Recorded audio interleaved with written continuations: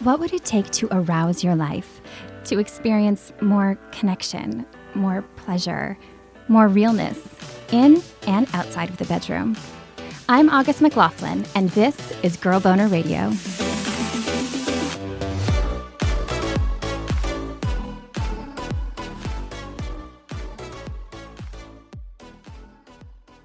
Everything felt just a little bit easier and flowier, and I felt confident and articulate and like I could take on the world. I just remember being amazed at the power my body had to feel so differently and like what that translated to in my friendships, in my relationship, in our sex life. I mean, everything, right?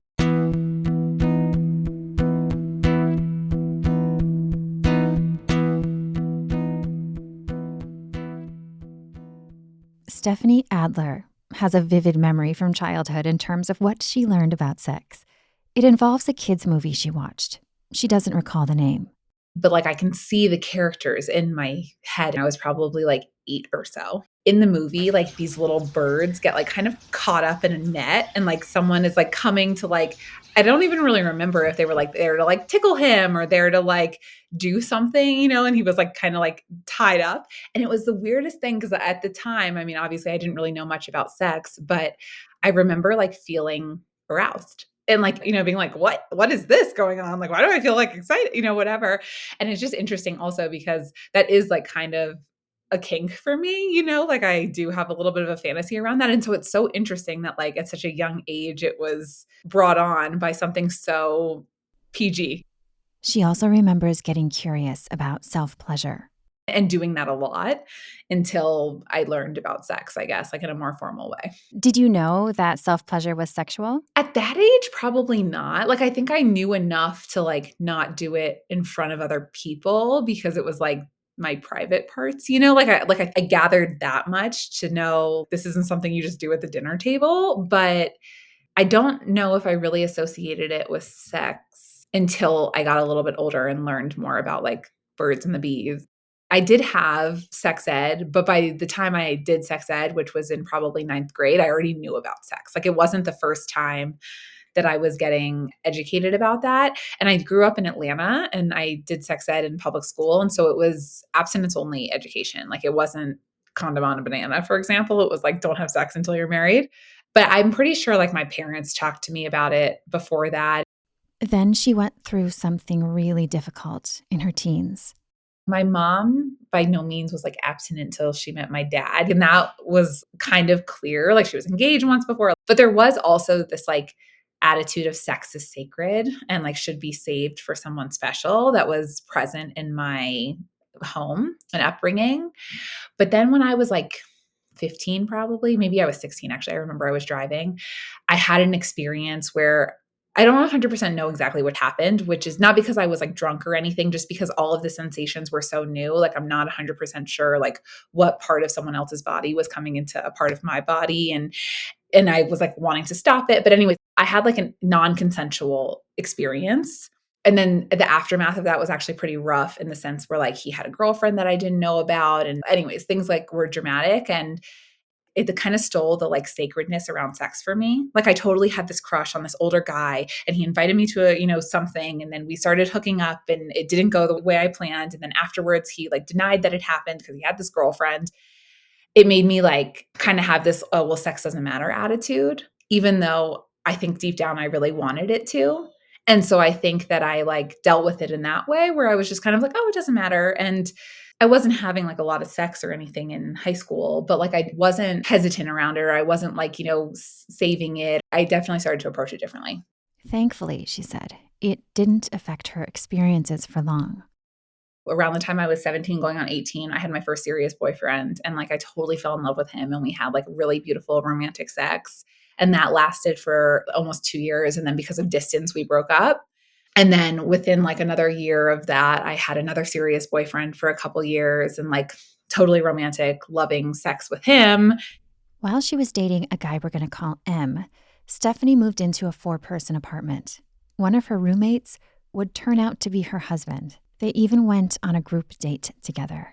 When M and I were dating, we went on a double date with my now husband and like a girl he was seeing.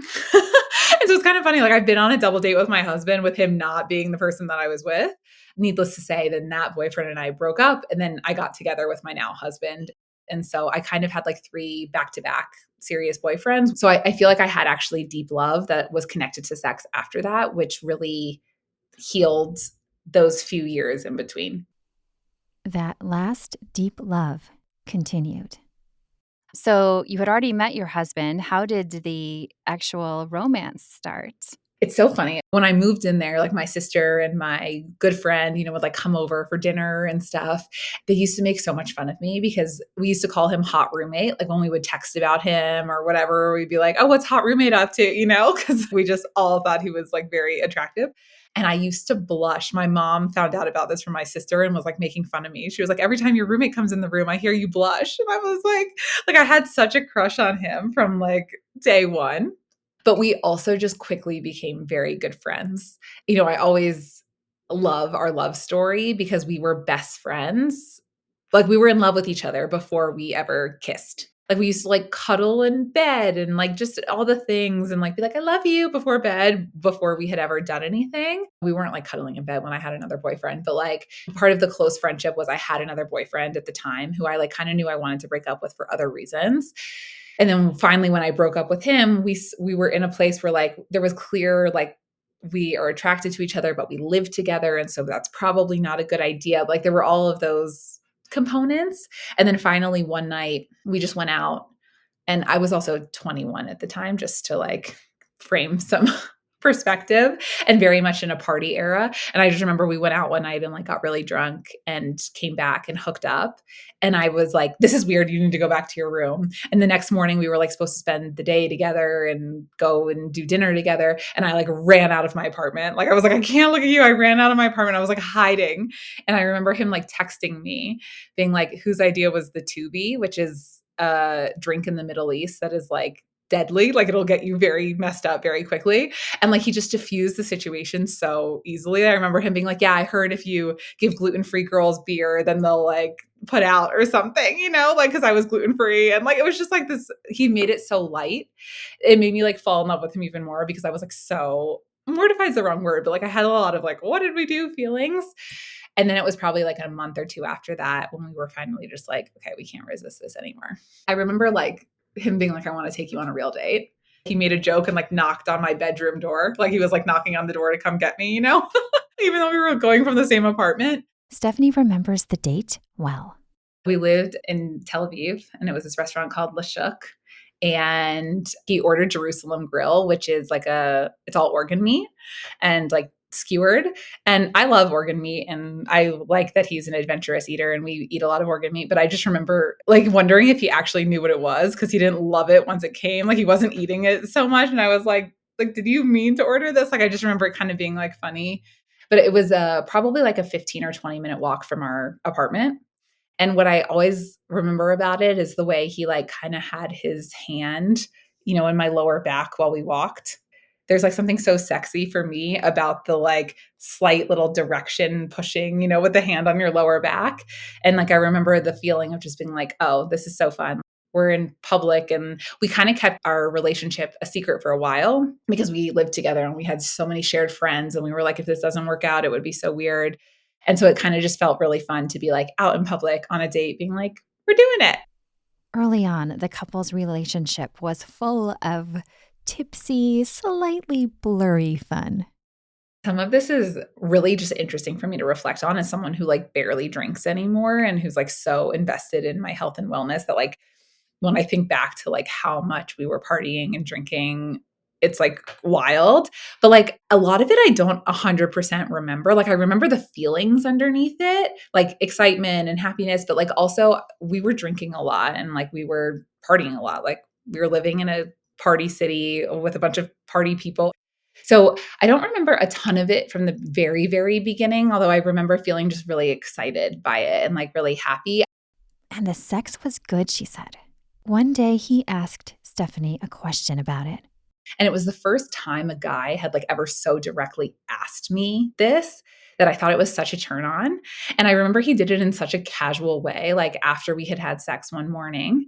He was just like putting socks on to go to the gym. And he was like, "So, like, what are you into? Like, what do you want me to call you during sex? What do you want to say during this?" And I remember being like so excited by that, being like, "Oh, like, he doesn't want to just have sex with me. He wants to know like what I'm into and let's like be more creative and play together." And that was really exciting. And then we traveled through Europe together that summer. And I remember that just like feeling really exciting, like always going to these new places and traveling and having these new experiences and like getting to integrate that into our sex life felt really fun and special and doing different things in different places. About a year into the relationship, things started to change. By then, they'd spent some of their relationship long distance, Skyping every day. In January 2016, they ended up together in San Francisco. Around that time is when I started having emotional moods and outbursts and like all of these things were not me. It's kind of a collection of like a montage of memories, mostly being like really late nights where I'm just like crying and we're having these like conversations that are going nowhere, just like in circles, you know? I'm so emotional about things that like rationally deep inside my brain, I know I don't need to be emotional about. I'm like, I'm sitting in front of this amazing guy. He's so wonderful. And I'm like going off about nothing. And it's 2:30 in the morning and he's looking at me like, I want to kill you because all I want to do is go to sleep. And why are we still having this conversation 4 hours later, you know? And just like not being able to snap out of that or like snapping about just the most mundane things, you know, that should have just like not been a big deal. And it turning into like World War III, you know, or me like being like, oh, I can't talk to you right now. And like storming away and going home. It sounds to me almost like an ongoing PMS. Yes. You know, I'm mid-40s. Now I'm pretty aware of when it's happening, but it took me a long time to actually go, "Oh, my period's coming up." These intense emotions, like a big magnifying glass on everything emotionally. It was an interesting thing because it was also like my big adult relationship, you know, and there was just like, I didn't really have a frame of reference for what was normal. And then I remember there was this one time where we'd been like having this ongoing fight and it's like 3 in the morning and we both have work the next day. And my then boyfriend was like, I can't keep doing this. This is not healthy. This also just doesn't seem normal. Like, and he's like a very loving and respectful person, you know, but he was just kind of like, you're acting actually crazy. This is like not healthy, good, normal. And like, I'm not going to continue doing this. And it really snapped me into action because, again, behind the fog, this guy is amazing and perfect and I love him. And I was like, what is going on that I can't help but push him away right now? And it really inspired me to look deeper into being like, why can't I control myself? Stephanie's emotional challenges and the couple's attempts to navigate it all affected their sex life. We're not big makeup sex people. You know, like I feel like there are some couples who like they fight really big and then they have sex really big. That has never been me nor us. And so like it was kind of like a wet blanket on our sex life. We weren't feeling like, you know, excited and attracted to each other after having these like super long, intense talks and episodes that just like felt like they weren't getting anywhere. So it definitely was not the height of our sexual connection. And I was like turning everything into a fight. So like what could have been a lovely evening that led to sex. Didn't go there. She said she'd take the smallest thing and blow up about it. And then it was like a terrible evening where no one was happy. The details of the fights are a bit fuzzy for Stefanie looking back, but she vividly recalls how they felt and the kinds of things that would set her off. Like if there was a miscommunication and I thought he was going to stop and get the cilantro we needed to make the dinner, he came home and was like, oh, I thought you were going to get it. And I would just like turn it into this, like, you're never listening to me. Instead of like, oh, okay, like we can use basil instead. Like just me kind of taking what now I can see is just like life happens and turning it into like it was something malicious and intentional all the time. That would start it. But then the fight wouldn't go on about that. It would turn into like an existential thing for me.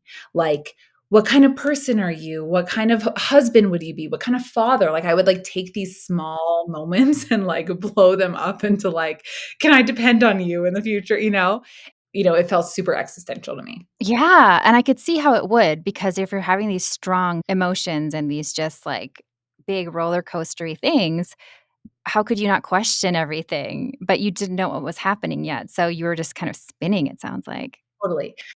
So you said that you felt very compelled to take action when you were seeing the impact on the relationship and your partner's, like, frustration. What was kind of your starting point with that? Like, did you have some guesses? Were you like, "Is this depression? Is this blank? Do I need this? Do I need that?" Like, what was your starting point? I feel really fortunate that I was doing what I was doing from a educational perspective to, like, build my career because it gave me a lot of insight. Stefanie has a degree in conflict resolution and she studied political science, but eventually she became a functional health practitioner, inspired by her personal experience. I had basically healed a lifetime of digestive issues when I was really young by changing my diet and being really intentional about the food that I eat. And when I was in school for holistic nutrition, I had this realization that, like, I was so intentional about all the food I was putting in my mouth, but I wasn't paying attention to this other thing I was putting in my mouth every day, which was my birth control pill. And I had been on the birth control pill since I was 12 because of, like, a family history of endometriosis. I mean, like, when I look at it, why they put me on it is, like, so ridiculous, but I was young and I'd had a couple painful periods and they were like, "Here you go." And so that's what we did. And then I was sexually active, and so it made sense for me to wanna stay on it. And I had this moment of like, "Oh my god, I'm never gonna be able to know myself or know my own hormones as long as I stay on this medication." Like, and I hadn't ever put 2 and 2 together before. And I think that the reality is and was that I was always like that. Always struggling with her moods and emotions. I just didn't have, like, the stakes weren't high enough for me to realize that it was such a problem. When I look back at my other relationships when I was younger, I also was, like, very emotional and they had to, like, walk on eggshells around me, but either because of who they were and who I was at the time, like, it didn't become something where I was like, "Oh my god, I have to do something about this," because they were willing to put up with it and my current partner was not, I guess. Do you think, too, the deeper intimacy, I feel like really strong connection also brings much more vulnerability and honesty, and you are moving, I don't know if you knew it yet, but towards, like, this forever, I mean, it's a very serious long-term relationship, so I could see the veil coming off in a way, and it's interesting. He became like a mirror or something. Yeah, totally. I think that that's a huge part of it, you know, like, it did become, whether I knew it or not, like, it was more of, like, an initiation into, like, adult relationships and everything that comes with that. You know, like, I was working 50 hours a week, and then I was going to school in the evenings. I think with my previous relationships, I was in college, I was, like, on gap years. I had more time and space to just, like, be in a way that maybe some of that emotional volatility had, like, somewhere else to go. And then once I entered, like, the quote unquote real world, I didn't just have, like, 4 hours to, like, lay at the beach and journal and, like, feel better about everything before I met up with my boyfriend for a date, you know? And so, like, I think there was also just, like, a shifting of my lifestyle that then it became really apparent, "Yo, you need to do something about this." Her plan? To go off birth control. As an aside, birth control is super important, and I think everyone who wants or needs it should have access. And thankfully, there are so many means and types and methods. For Stefanie, the kind she had been on and for how long, paired with her emotional challenges, led her to stop taking the pill and to use a different method. So I just stopped, like, cold turkey, didn't take it anymore. I remember having a conversation with my partner about it, obviously, because, like, it was going off of birth control. And I chose to get an IUD, like a non hormonal IUD instead, a copper IUD, so that I could learn to track my cycle. Then I had something called post birth control syndrome. That's the medical term for symptoms some people experience after stopping hormonal birth control. So, like, I didn't have my own period for almost 6 months. This, like, really woke me up to, like, I knew I wanted to be a mom one day, and I really was like, I have to learn everything I can about this system and what's happening in my body and my hormones in general, because it was, like, so shocking to me that I could have so little understanding and connection with this part of my body. Because hormonal birth control suppresses various hormones, producing natural ones again after stopping it sometimes boosts your libido. It totally did for Stefanie. So on the one hand, my libido was like super high and awesome. But on the other hand, I got like really bad acne. And that was like really hard for me as someone who'd never had acne before, like self-conscious, and I remember like in a very sweet way, but like my boyfriend would like tease me about it a little bit. And it was like so hard. She wanted to get to know her natural menstrual cycle, but she couldn't just yet. I was kind of waiting for my period to come back. And then I wanted to start doing fertility awareness method. I ended up needing to do like a lot of Chinese herbs and like really give my body a little bit of support to bring my period back after being on birth control for so long. So finally, she started to get in touch with her cycle, she said. Something anyone who menstruates might relate to or benefit from. The first period I had, just even off of birth control, was like an initiation for me. Like now I talk about poop and periods all day. Like I'm like the period queen, right? Like I love talking about menstrual cycles because it's a biomarker for health. And I think I realized that was like my calling around those first couple of periods, because for the first time in what felt like my life, because I'd only had a couple periods before I went on birth control, I felt what it felt like to be a cyclical woman.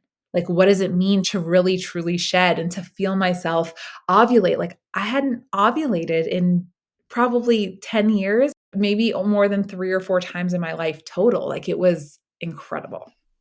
And it really affected her. Like she felt so good feeling connected to her body in that way.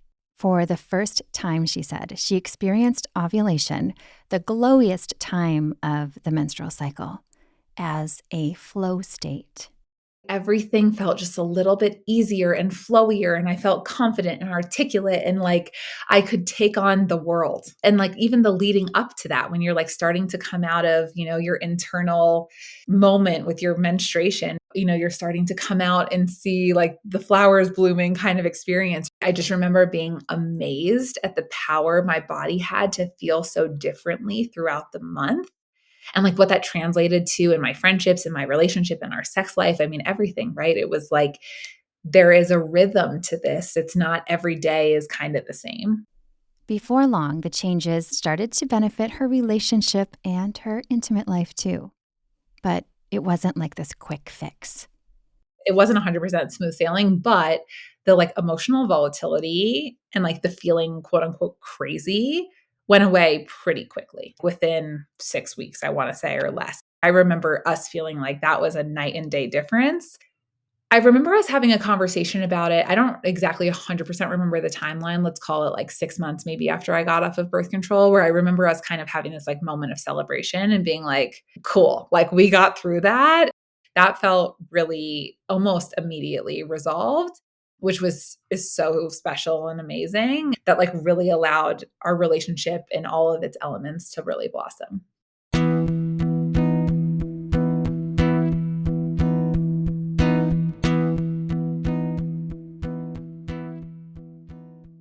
If Stefanie's story spoke to you, she wanted you to take away a couple things.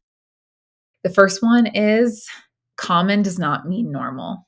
And I think that so often when it comes to women's health and especially hormonal health, these seasons and these issues that arise around menstruation or hormones are normalized when really they're not normal and they're just common. And so painful periods, really moody PMS, a transition into menopause that's like incredibly challenging and wrought with symptoms. These things might be common in our society, but they're not normal, and they're your body's way of asking and screaming depending on how loud they need to be to get your attention for help. You are not crazy for wanting to go a different way. I think so often women go to their doctors or go to, authority figures in our society with this and are kind of just gaslighted and told it's part of getting older. It's just like, that's part of being a woman, take a Midol. And it doesn't have to be that way. And then the second is that most hormonal issues are not actually rooted in the hormones. If you are on a path to balance your hormones and want to feel better and you're realizing you have hormonal issues, make sure that you look one level deeper.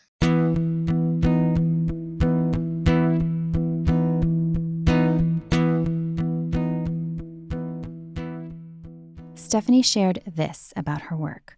I help women and sometimes their partners figure out what is blocking your body from healing itself. And so it's really the work that I do is about empowering you to become the expert of your body and empowering your body to come back to balance. And so we really are, using modern science to identify some of those modern blocks, whether that's, gut imbalances or some sort of, toxic exposure, things like that are preventing your body from getting back into balance. And by removing those, we allow your body to do its own healing and really come to a place of balance and using traditional nutrition and wisdom to get there. And so it's really like the marriage of the modern and the ancient and the modern and the traditional.